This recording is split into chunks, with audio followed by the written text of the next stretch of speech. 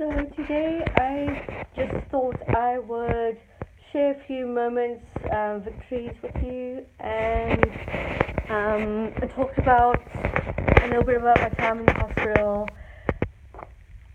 Last night I managed to get myself to an event, a function at my church. They're launching this awesome new program, and it was just meeting up and meeting new people and reconnecting with other people who I know or friends. And it was daunting and overwhelming, especially because at one point we had to share with someone a bit about our lives. And initially I just like, oh my goodness, I have to get out of here. But actually, it was good, and I got to know people better, and I'm really glad I went.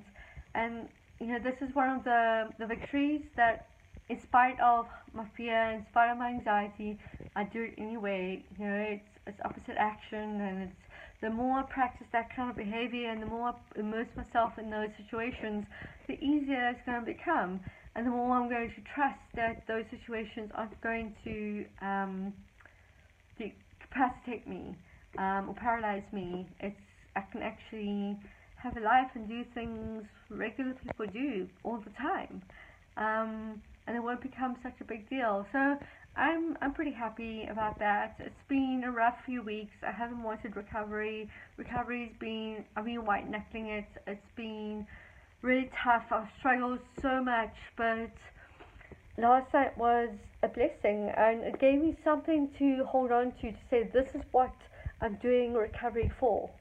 This is what I'm doing recovery for.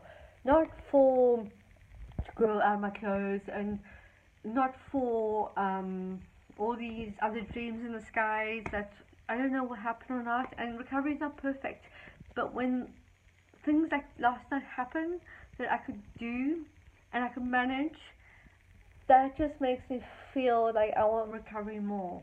And it's worth it. Sure, I don't feel comfortable in my body. That's why I'm wearing baggy clothes and pants and leggings and everything. But it's worth it if I can have those opportunities to connect with people. And when people connect with me, they're not looking at what I'm wearing or the kind of clothes or whether things are fitting tighter on me. No one notices that but me. So yeah, I'm really grateful to have the opportunity to be able to do that and to go out and to reconnect with people who I haven't seen as well. And everyone's so welcoming and accepting and supportive and loving, and it's a really awesome community. So that's good. A few weeks ago, I couldn't even do that.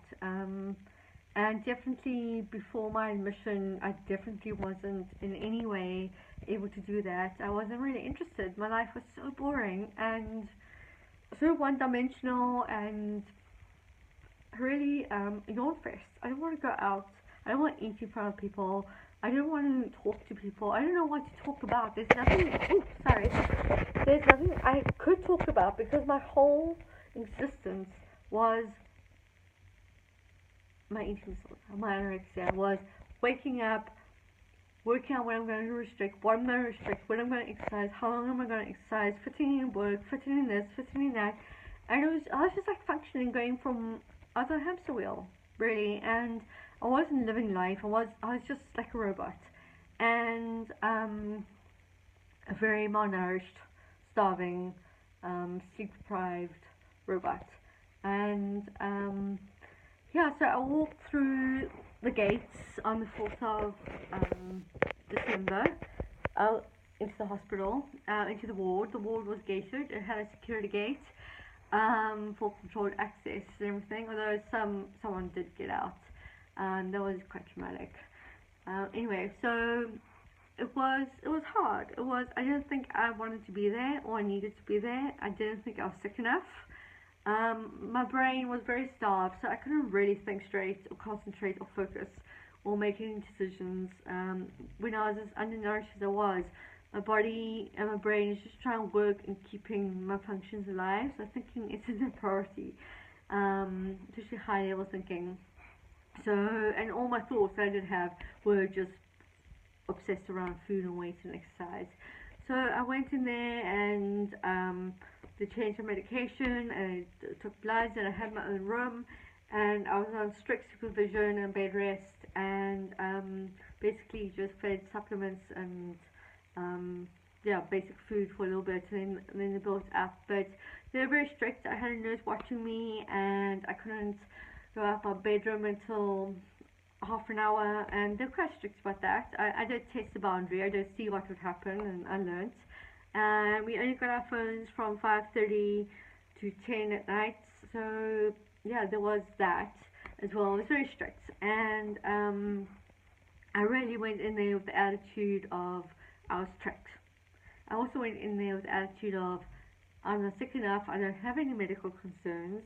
So when the professor asked me if I had medical concerns, I didn't understand what she was talking. I mean, I did understand, but I mean, I just didn't think that I did. I couldn't see the damage I had done, and I couldn't see the risks I put my body through, because I wasn't that bad and I wasn't that sick as far as I was concerned.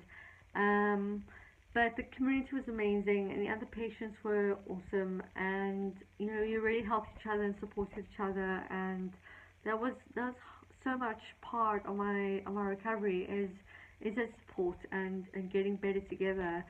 But at the beginning, I was just, in regards to the team, they were great. They were really top of their fields. They were psychiatrists and occupational therapists and a dietitian and a psychologist, a senior psychologist, and yeah, they were great. But they rotated a lot, so we often got new people like every few months. But they all were on the same page, and they all wanted to help me. I just didn't want to help myself, and I didn't believe that anyone wanted to help me or could even help me, because I didn't want to relinquish my eating disorder. It was who I was. It was me. It was my identity, and I couldn't believe that I was anyone but my eating disorder. I believed I was a nobody without my eating disorder. I believed that no one would like me, no one would love me, I wasn't good enough. All those critical thoughts, and negative thoughts and negative beliefs, that I believed about myself and about the role and the value my eating disorder had in my life. And the role it had in my life, I haven't been able to have intimate relationships with any guys, with any men. I haven't really been able to hold down a job. I've broken relationships and trust with a lot of people. I lost someone who was a role model and a really, really strong, positive influence in my life. I lost her. I live at home at the moment. I'm still on looking for a job. So that's the role my eating disorder has in my life, in reality. But that's a debris that's just left behind in her wake. But in my sickness and in my illness, I can't see that. I was completely unable to separate the wood from the trees, and I thought everything was wrapped up. My whole value and self-worth was wrapped up in my eating disorder and how much weight I was losing, and it was never enough. So even when I got down to each weight, the goalpost always moved. So this really culminated, I wasn't ready to get better, and I started hiding food, and I started just cheating the system a little bit and being dishonest and up to my old games again. And came the last Thursday before the Christmas break, and I was discharged. And this really woke me up, and I realized, oh shit, I really have to change things around now. And I mean, I wanted to leave, but when someone else told me I needed to leave, I suddenly realized what I was losing, and I couldn't lose it. I didn't want. I gave up everything for this to go in, and so to be discharged and to walk away from that just seemed stupid and senseless. So I was given another chance to come back, and I did come back in the early part of January, and I'm so thankful, and a lot of things changed so that I could really have evenings like I had last night, and I could enjoy my niece's birthday today. So yeah, I thought that would just leave you with that, and please ask me any questions, or please subscribe, and I'm going to do a Q&A soon, next vlog, so ask me any questions. I would really appreciate it. But until then, God bless. Bye.